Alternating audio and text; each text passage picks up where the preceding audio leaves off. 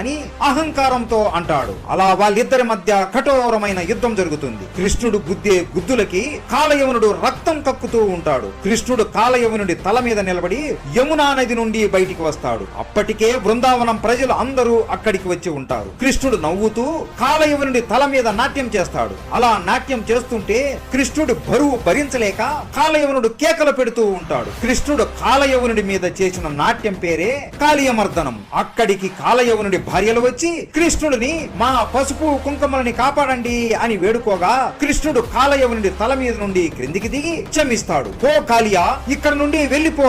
నా పాదముద్రలు నీ తల మీద పడ్డాయి కదా, అవి చూసి గరుడ నీ జోలికి ఇక రాడు. ఈ రోజు నాగపంచమి. ఈ రోజు మనుషులు ఎవరైనా సరే మీకు పాలతో అభిషేకం చేసి పూజలు చేస్తే మీరు వారికి రక్షణగా ఉంటూ వాళ్ళకి మీ అనుగ్రహం ఇవ్వాలి అని మాట తీసుకుంటాడు. అలా ఇప్పటికీ మనం ప్రతి సంవత్సరం నాగపంచమి